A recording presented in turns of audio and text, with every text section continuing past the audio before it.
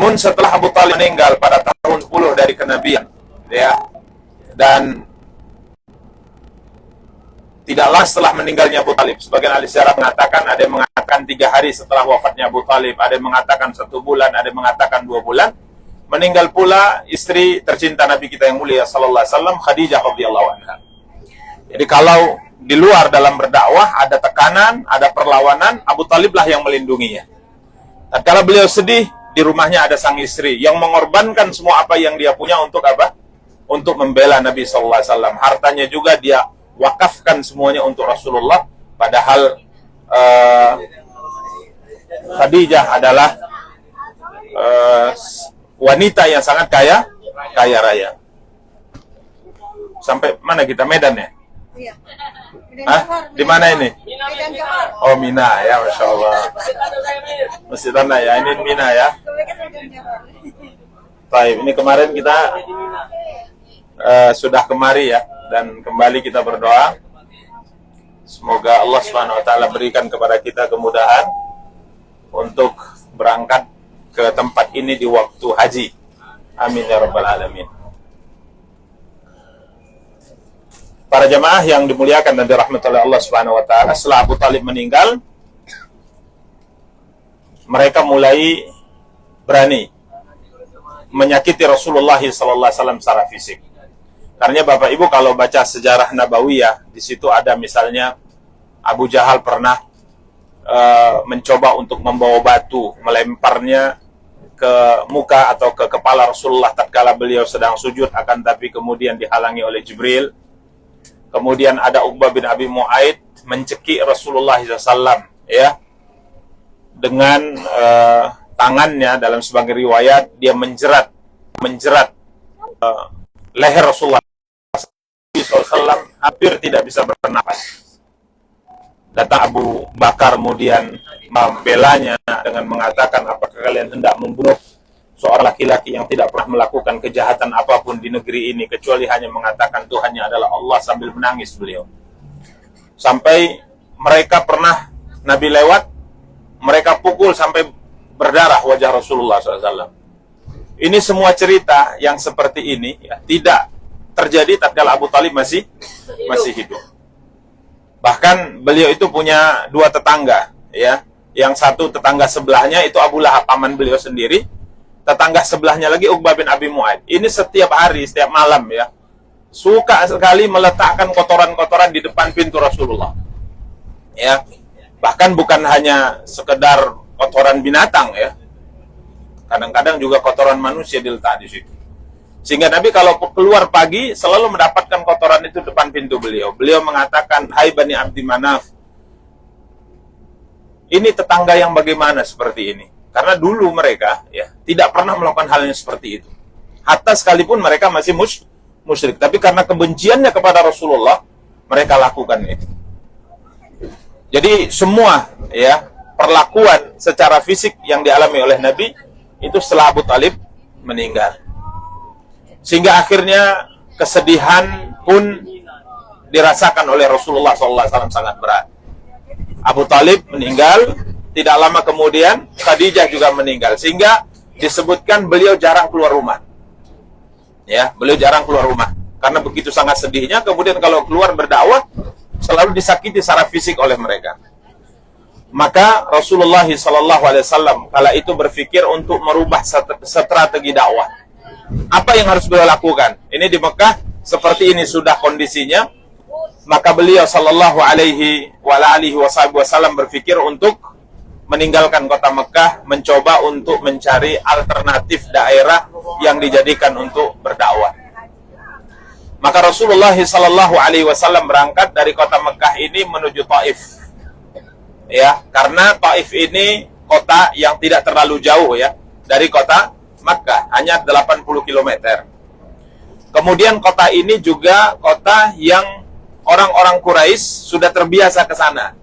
Lagi pula kalau Bapak Ibu ingat, ibu susu Rasulullah SAW yang kedua bernama,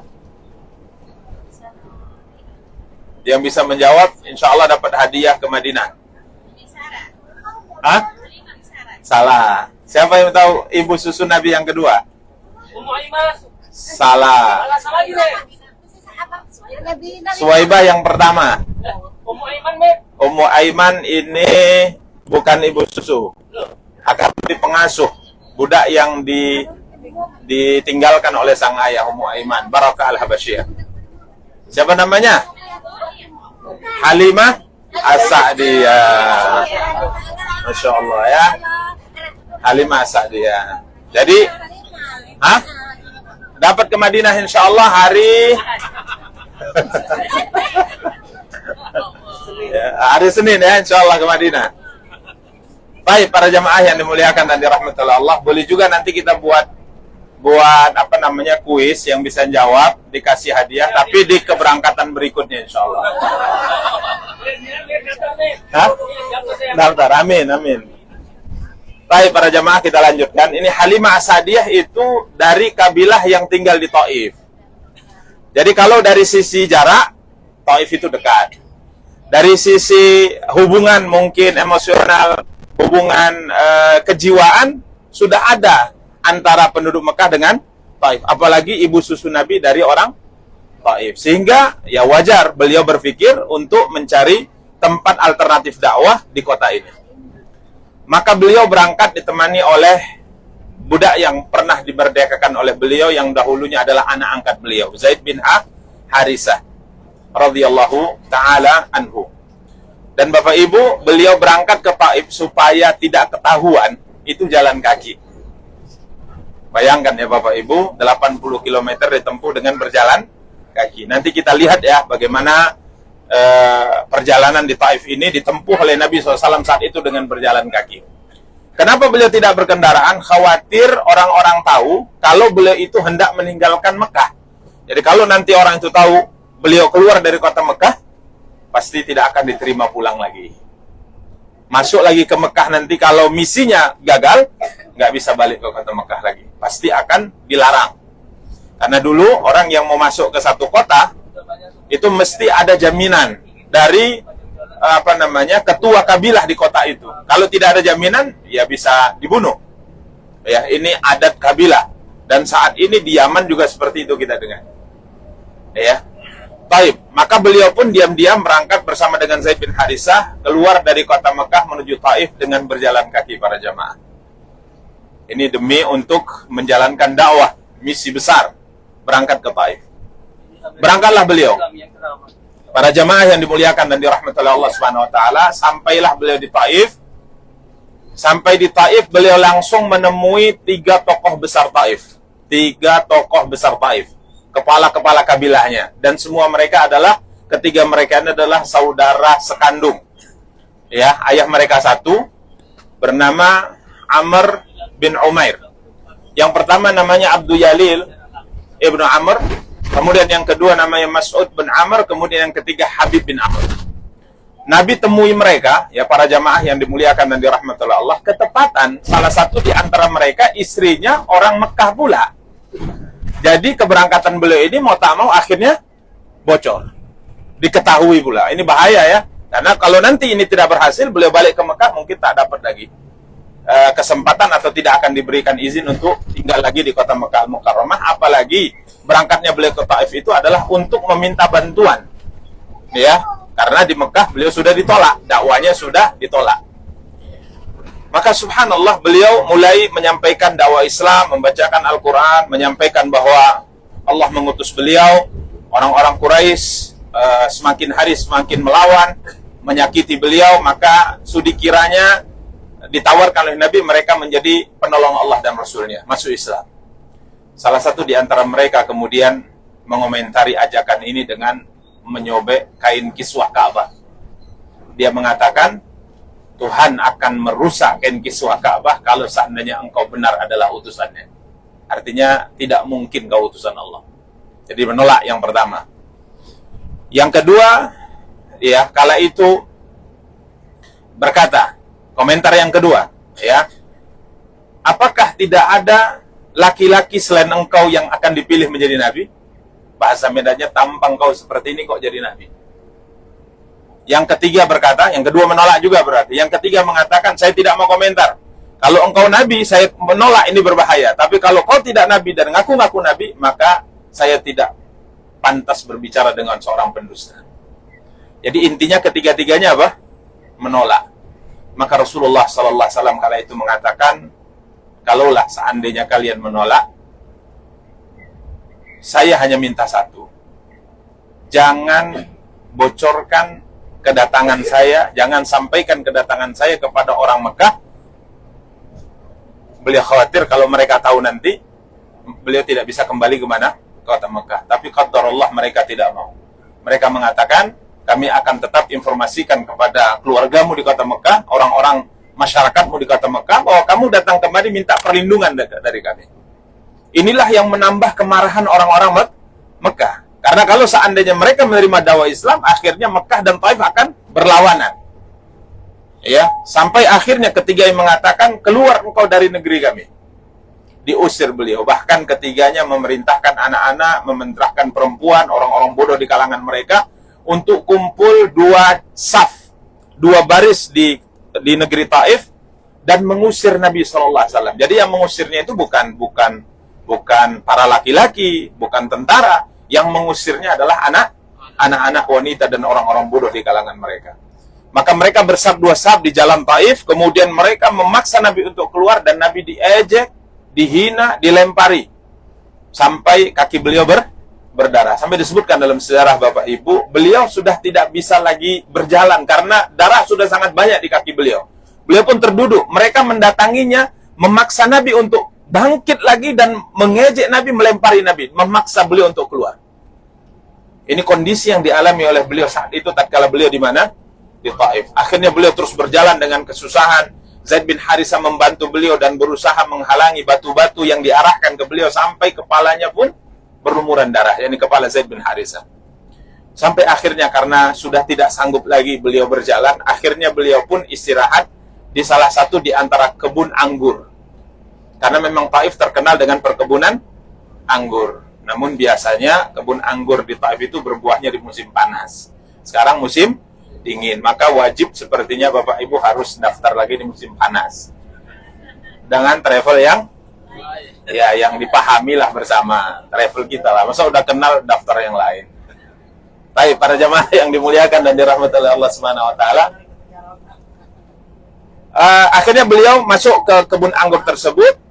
Ketepatan kebun anggur itu milik dua tokoh kafir di kota Mekah.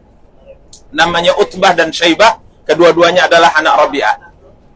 Dan kedua orang ini walaupun sangat benci sekali dengan Nabi SAW, tapi melihat kondisi Nabi, kasihan. Kakinya berlumuran darah, budaknya, kepalanya berlumuran darah, dan mereka berlindung ke kebun ini. Akhirnya karena kasihan, keduanya pun mengusir anak-anak, mengusir para wanita untuk menjauh dari Rasulullah SAW.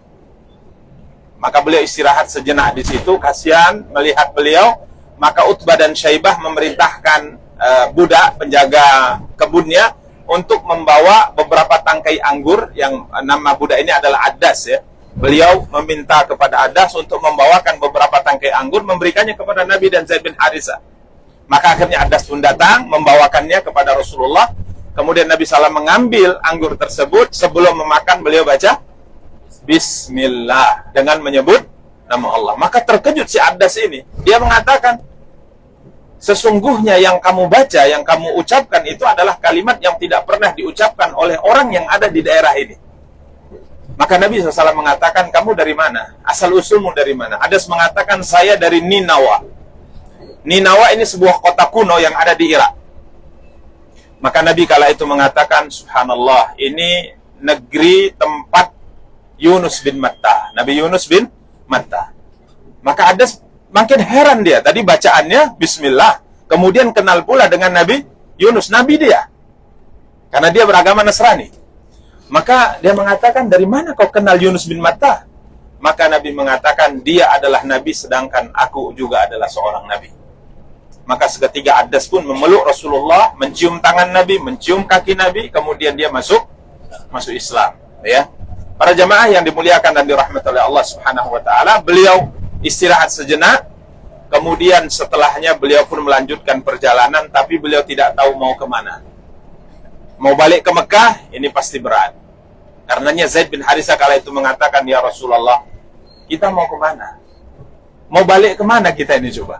Di Taif kita sudah diusir, diperlakukan seperti ini. Mau ke Mekah, kita pasti tidak akan diterima. Kala itu Nabi mengatakan, semoga Allah SWT memberikan jalan keluar untuk kita. Maka beliau bingung sangat luar biasa, sampai beliau itu berjalan dengan menundukkan kepala, tidak sadar ya, seperti orang linglung. Beliau berjalan bingung, sampai Nabi mengatakan, saya tersadar tatkala Jibril memanggil. Ya Muhammad, baru beliau tersadar. Ya, kemudian beliau melihat, kiranya ada Jibril. Jibril pun mengucapkan salam, kemudian Nabi menjawabnya, kemudian Jibril mengatakan, ya Muhammad, sungguhnya Allah telah mendengar apa yang diucapkan oleh kaummu, perlakuan mereka. Hari ini dia memerintahkan malaikat penjaga gunung untuk datang bersamaku, menemuimu. Dan Allah izinkan malaikat penjaga gunung untuk melakukan apa saja yang kau perintahkan. Maka malaikat penjaga gunung menyapa Rasulullah, Assalamualaikum ya Rasulullah, sesungguhnya yang disampaikan Jibril benar. Hari ini Allah utus saya menemuimu dan akan melakukan apa saja yang kau minta. Kalau kau mau, maka 2 gunung Ahsyaban yang ada di Mekah saya akan jatuhkan penduduk kota Mekah. Gunung Ahsyaban diantaranya adalah gunung yang Bapak Ibu sekarang dibangun Istana Raja. Tahu Istana Raja kan di Mekah kan? Yang dekat kita, yang dekat Sa'i. Istana Raja. Di situ ada gunung, namanya Abu Qubais dulu. Di gunung ini kalau seandainya engkau mau, saya akan angkat dan saya akan binasakan kaummu. Beliau itu memang sudah sangat tertekan, sangat sakit hati, ya fisiknya juga terluka, jiwanya terluka, ditawari seperti ini. Kira-kira kalau kita nabinya, kita bilang apa? Ya. Ratakan dengan tanah, kan gitu kan. Tapi coba lihat baginda Nabi kita yang mulia SAW. Benar yang Allah firmankan, innaka la'ala khuluqin azim. Sesungguhnya engkau ya Muhammad benar-benar memiliki budi pekerti yang sangat agung. Apa jawaban beliau kepada malaikat ini? Ya, padahal beliau telah diperlakukan seperti itu bukan sehari 2 hari, bertahun-tahun. Beliau mengatakan tidak. Saya tidak mau itu. Saya ingin agar kiranya Allah SWT memberi tangguh kepada mereka, izinkan saya tetap berusaha, berdakwah, menasihati mereka, mengajak mereka masuk ke dalam Islam. Kalaupun mereka tidak menerima Islam, saya berharap lahir dari punggung-punggung mereka keturunan yang akan masuk ke dalam Islam. Subhanallah. Ini kesabaran Nabi SAW yang tidak bisa kita bayangkan. Karenanya kita mesti ya belajar sejarah itu, merenungi bagaimana akhlak budi pekerti Nabi kita yang mulia SAW yang sangat sempurna, yang hendaknya kita contoh dalam kehidupan. Dan terbukti ya harapan beliau, kita kenal tokoh kafir di kota Mekah itu ada yang namanya siapa yang Bapak Ibu kenal? Ada Abu Jahal ya, Abu Jahal. Abu Jahal punya anak laki-laki namanya Ikrimah bin Abi Jahal, akhirnya masuk Islam. Nanti Bapak Ibu bisa baca sejarah bagaimana akhir perjalanan hidup Ikrimah bin Abi Jahal yang sangat luar biasa. Kemudian ada Al-As bin Wa'il As-Sahmi, ada Amr bin As, ada Khalid bin Walid, ada Al-Mut'im bin Adi atau Jubair bin Mut'im. Ini sahabat-sahabat dari anak-anak orang-orang kafir Quraisy. Ya, jadi ini kesabaran siapa? Rasulullah Sallallahu Alaihi Wasallam dalam berdakwah. Kita akan berhenti sebentar. Mungkin Pak Supir mau ngisi bahan bakar dan insya Allah Ustadz kita akan mengisi juga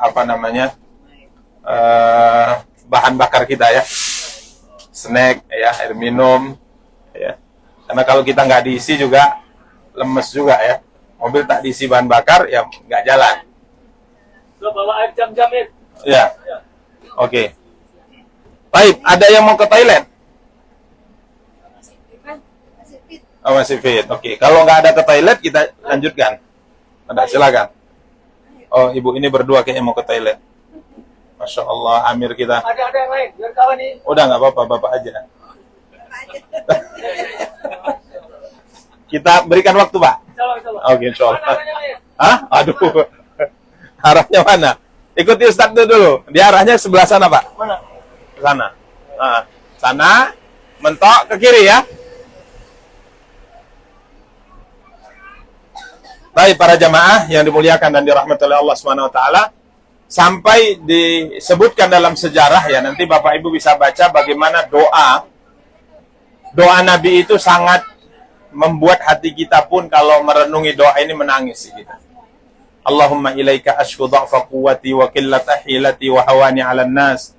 Anta rabbul mustad'afin ila man takiluni ila ba'idin yatajahhamuni am ila qaribin mallaktahu amri. Sampai beliau mengatakan, ya Allah ya Tuhanku, saya ini orang lemah, orang yang tidak dianggap oleh manusia karena diperlakukan seperti itu, padahal beliau utusan Allah SWT. Kepada siapa engkau hendak serahkan aku? Ila ba'idin yatajahhamuni am ila qaribin mallaktahu amri. Apakah engkau hendak serahkan aku kepada orang jauh yang selalu bermuka masam denganku, ataukah kepada orang yang dekat yang menguasai urusanku? Ini orang jauh saya berdakwah diperlakukan seperti ini. Orang dekat juga luar biasa perlakuannya kepadaku. Tapi Nabi berkata, illam yakum bika alayya ghadabun fala ubali. Tapi ya Allah ya Tuhanku, selama engkau tidak murka kepadaku, aku tidak akan peduli dengan perlakuan manusia kepadaku. Itu kata Rasulullah. Jadi coba lihat tekad beliau ya. Saya berpikir kalau seandainya saya yang dibebani untuk menyampaikan dakwah dan perlakuan orang seperti itu kepada saya, sebenarnya kalau kita berpikir dengan logika yang didasari keimanan, tatkala Nabi berdakwah, keuntungan dakwah kalau diterima kembali kepada Nabi atau kepada yang menerima dakwah? Yang menerima dakwah. Nabi ingin mengajak mereka agar bisa masuk surga, selamat dari api neraka. Tapi perlakuannya seperti itu. Kalau saya yang dibebani, saya mengatakan, emangnya gue butuh kepada kamu? Saya ini ingin ngasih kebaikan loh, tapi kamu nolak, ya sudahlah. Ngapain saya pikiri kan gitu. Tapi ini coba lihat. Sifat yang sangat luar biasa yang dimiliki oleh Nabi kita yang mulia SAW. Beliau mengatakan, apapun yang dilakukan orang selama engkau tidak murka kepadaku ya Allah, saya tidak peduli. Karena karunia, rezeki, nikmat yang kau berikan itu jauh lebih luas dari itu semua. Ini ucapan yang menunjukkan kesedihan beliau. Karenanya Aisyah di kota Madinah pernah bertanya kepada Rasulullah setelah perang Uhud. Tapi Bapak Ibu coba lihat bagaimana perang Uhud, dahsyatnya perlakuan tentara kafir Quraisy kepada Rasulullah sampai beliau terluka, hampir terbunuh di situ. Paman beliau meninggal, 70 sahabatnya semuanya gugur. Aisyah pernah bertanya, ya Rasulullah, dalam mengemban dakwah ini, pernahkah engkau merasakan sesuatu yang lebih berat dari perang Uhud? Nabi mengatakan ya. Yakni tatkala aku tawarkan diriku kepada orang Taif. Jadi kejadian Taif ini adalah kondisi selama hidup beliau yang beliau rasakan paling berat, paling menyedihkan. Ya, ini para jamaah yang dimuliakan dan dirahmati oleh Allah. Namun tatkala ditawarkan dalam kondisi bertahun-tahun diperlakukan seperti itu, ditawarkan untuk menghancurkan umatnya, Nabi tolak. Saya minta tangguh. Kalaupun mereka tidak beriman, saya berharap anak mereka yang akan beriman. Maka ini kita sebutkan tadi, ada Ikrimah bin Abi Jahal, anaknya Abu Jahal. Ada Amr bin As, anaknya Al-As bin Wa'il As-Sahmi. Ada Khalid bin Walid, anaknya Walid bin Mughirah. Ada Jubair bin Mut'im, anaknya Al-Mut'im bin Adi. Dan anak-anak tokoh-tokoh kafir Quraisy akhirnya masuk ke dalam Islam. Maka beliau terus berjalan bersama dengan Zaid bin Harithah, sampailah di perbatasan kota Mekah. Mereka mengatakan, kamu tidak bisa balik lagi. Balik, dibunuh. Silahkan cari tempat di mana kau bisa cari. Maka di sini Nabi SAW meminta kepada seorang laki-laki yang namanya Abdullah bin Uraiqid untuk meminta atau menghubungi beberapa tokoh di Mekah untuk memberi jaminan agar beliau bisa kembali lagi pulang ke rumahnya. Maka berangkatlah utusan Nabi kepada seorang tokoh bernama Akhnas bin Syuraik atau Akhnas bin Syarik. Tapi Akhnas mengatakan, saya tidak sanggup memberi jaminan Muhammad untuk balik lagi ke kota Mekah. Mohon maaf, benar saya nggak sanggup. Kemudian balik lagi utusan ini, ya Muhammad, nggak sanggup beliau. Maka Nabi mengatakan, tolonglah pergi kepada Suhail bin Amr.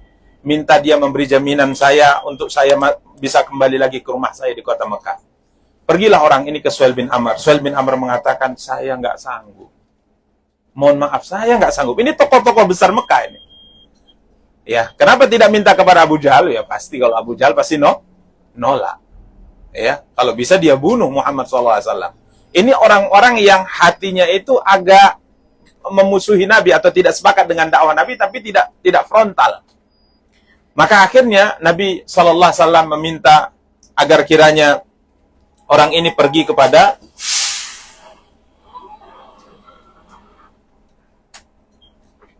ketemu toiletnya kan? Pak. Masya Allah. Ya sama apa mir kan sering tulan-tulan dulu. Iya, Masya Allah. Oke, kita lanjutkan. Akhirnya Abdullah bin Uraikid diminta oleh Nabi pergi kepada seorang tokoh bernama Al-Mut'im bin Adi. Subhanallah, Al-Mut'im bin Adi berkata, saya menerima permintaan Muhammad. Maka kemudian, ya sini aja. Sini aja dulu. Oke.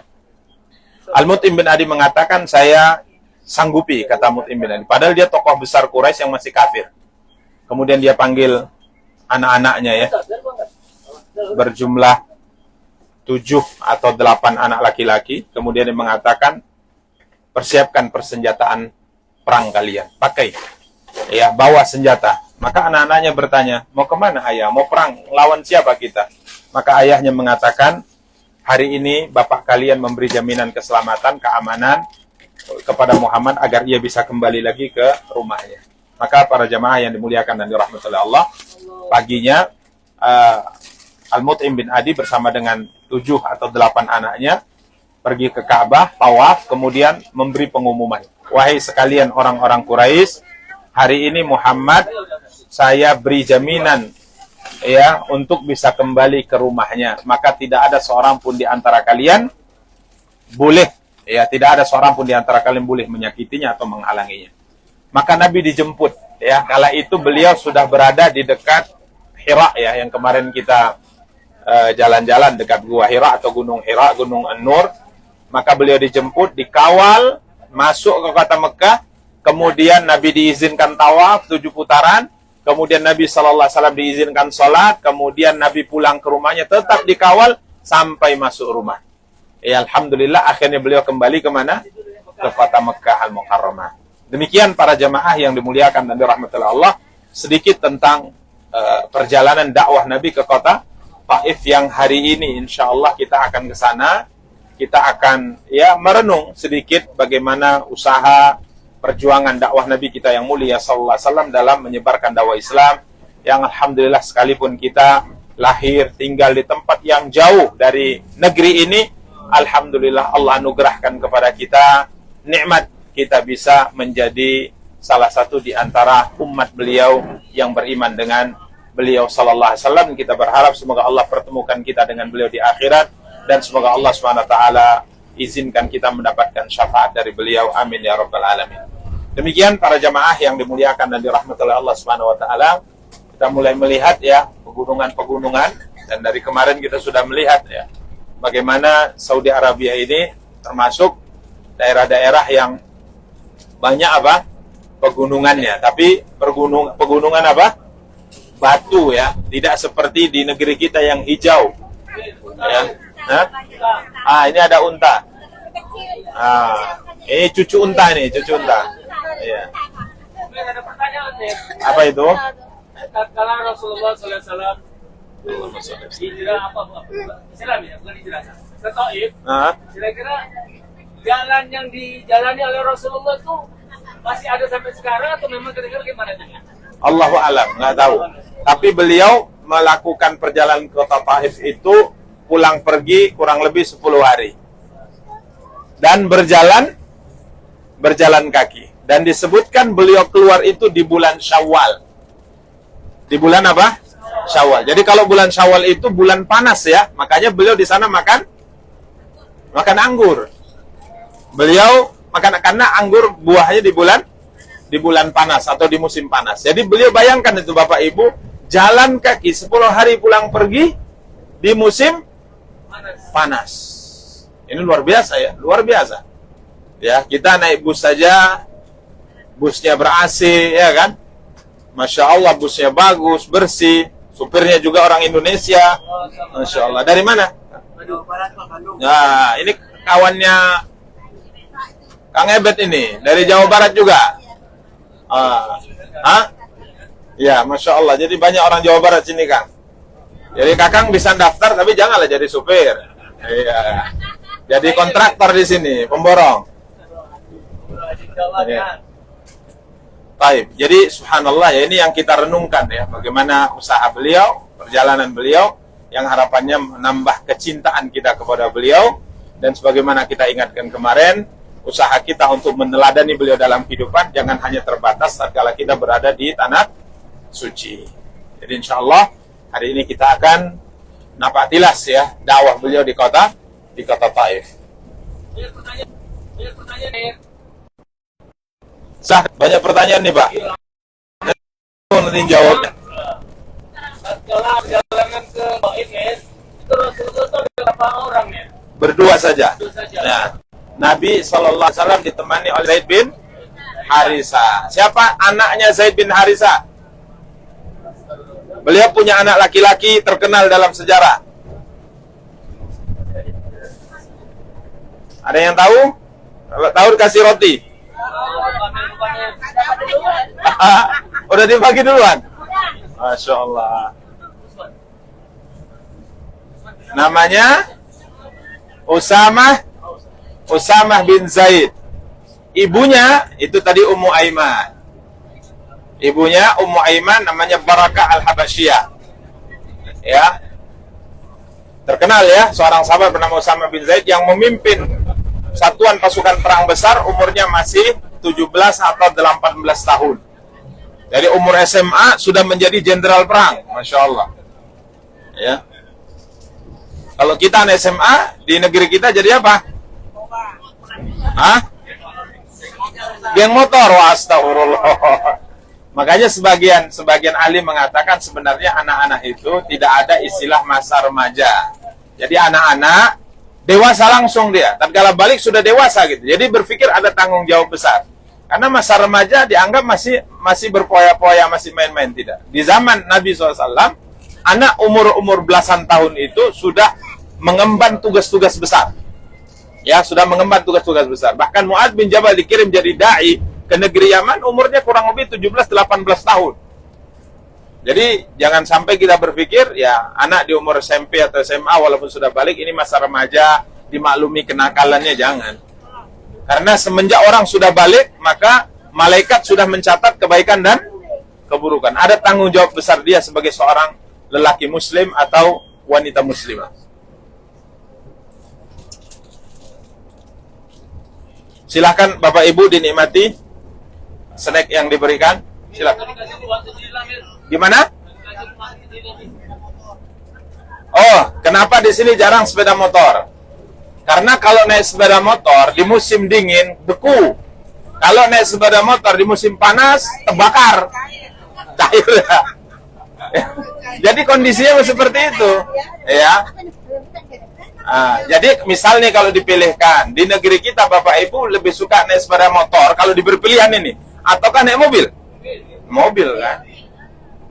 Gitu. Makanya kalau minta sesuatu kepada Allah sering kita sampaikan, mintanya itu jangan sikit-sikit. Minta yang bagus-bagus, minta yang ya maksimal mintanya. Karena tidak ada yang sulit bagi Allah. Innama amruhu idza arada ay yaqula lahu kun fayakun.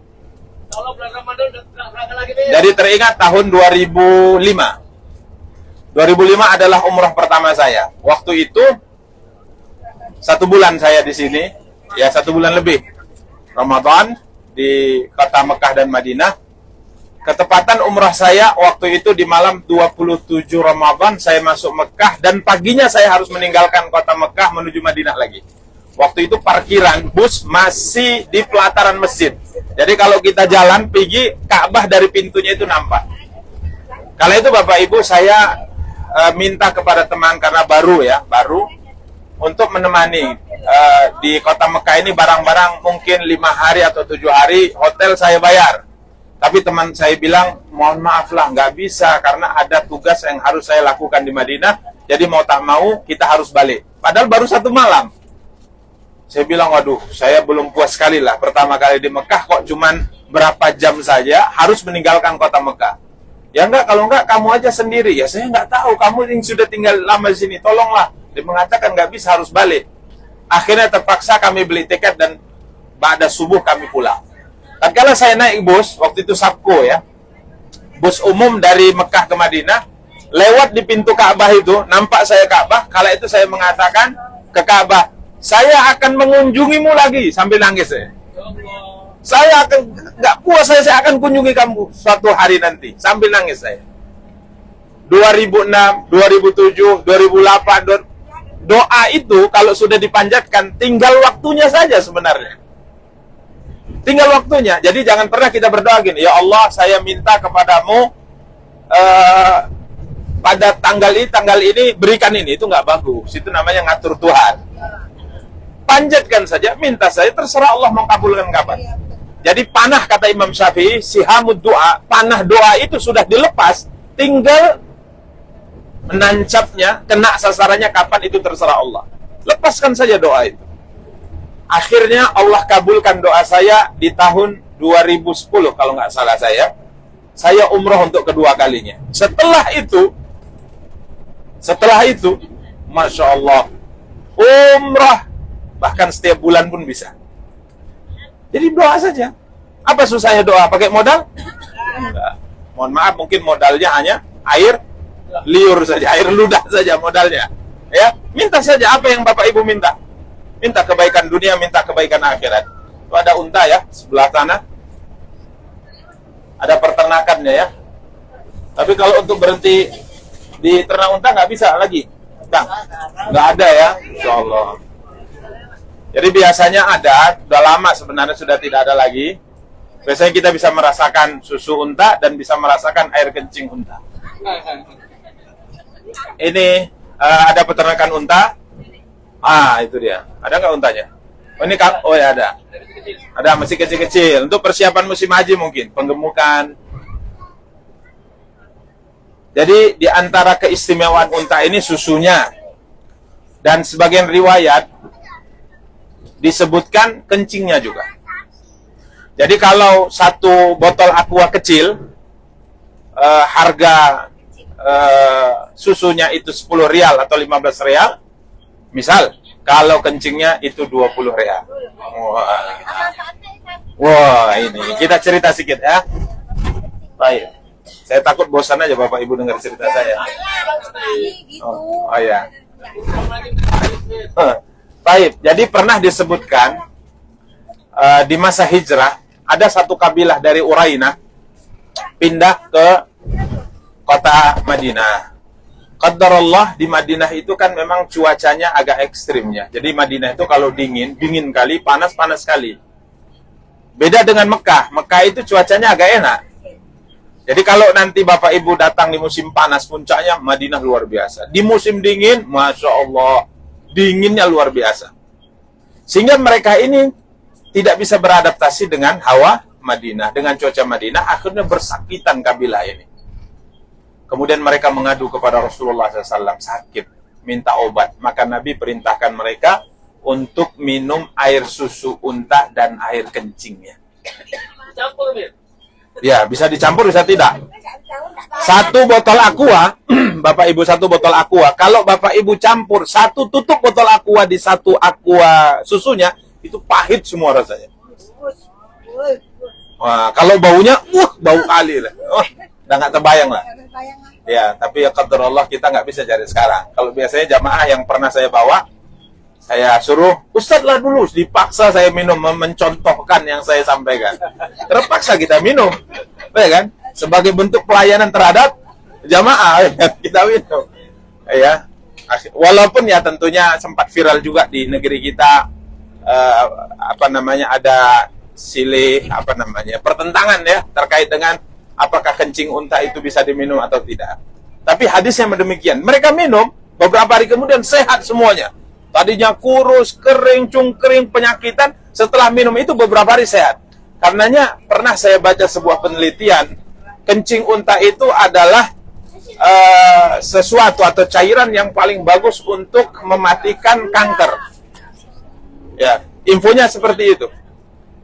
Jadi mereka minum, mereka sehat. Qadarullah, setelah mereka sehat, Bapak Ibu, bukan malah berterima kasih, malah murtad. Kemudian meninggalkan kota Madinah, mereka rampok unta-unta zakat, mereka bunuh penggembalanya. Luar biasa ini. Akhirnya dapat informasi Nabi perintahkan mengejar mereka dan dapat. Apa yang dilakukan Nabi? Ya, Nabi SAW menghukum mereka dengan hukuman yang sangat keras, dipotong tangan dan kakinya silang. Jadi kalau kaki kanan yang dipotong, maka tangan kiri yang dipotong. Jadi secara silang, kemudian matanya dicungkil. Dan dibiarkan di padang pasir dalam keadaan tidak diberi makan, tidak diberi minum sampai mereka mati. Ini hukuman keras dilakukan oleh Allah kepada mereka, ya, karena mereka telah melakukan perbuatan yang sangat luar biasa, ya. Murtad, kemudian merampok, kemudian membunuh penggembala. Ini orang-orang Uraniyun. Makanya ada di sini, kalau ada bisa kita berhenti di peternakan unta, nanti ada susunya dijual dan ada air kencingnya dijual. Ya bisa dicoba. Cuman kalau susunya mungkin mau beli, mungkin di Bin Daud dapat lah, ada lah. Tapi kalau kencingnya ya susah lah, cari kencing air unta. Unta di sini susah. Dan tidak semua orang berani mencobanya, ya.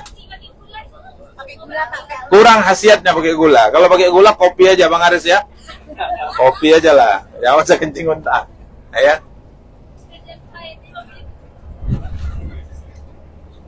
Baik, silakan ya Bapak Ibu, dinikmati, lihat pemandangan. Nanti insya Allah kita akan berhenti pertama kali di Pasar Buah, Mas, ya?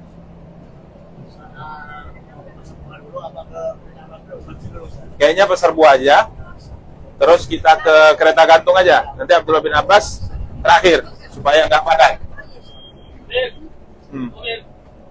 Ya. Itu masjid yang pertama dibangun oleh Rasulullah, arah kemana? Oh, nanti Madinah. Sabar. Ya, nanti ada. Nanti kalau kita ceritakan semua habis lah. Dicicil. Ya, cicil dulu, simpan ya. Dan Taif terkenal dengan perkebunan, ya.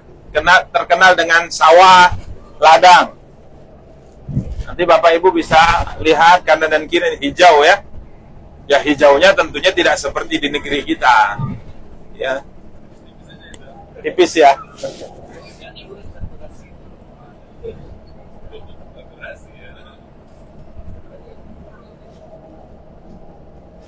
Baik, silakan dinikmati. Ya, saya juga mau minum, ya. Mohon undur diri, nanti insya Allah kita muncul lagi setelah pesan-pesan berikut. Tapi ini ada unta, ya. Nah, kalau ini mungkin unta liar lah mungkin, ya. Masya Allah. Silakan Ustaz. Oh, Ustaz mau ngomong nih kayaknya. Oh iya. Baik para jamaah yang dimuliakan dan dirahmati Allah, ini ada beberapa pengumuman. Pengumuman pertama terkait dengan administrasi kantor, ya. Sebagaimana kita maklumi kemarin telah diinfokan di grup bahwa paket kita dari 13 hari menjadi 14 hari. Yang satu malamnya itu ada qadarullah penambahan.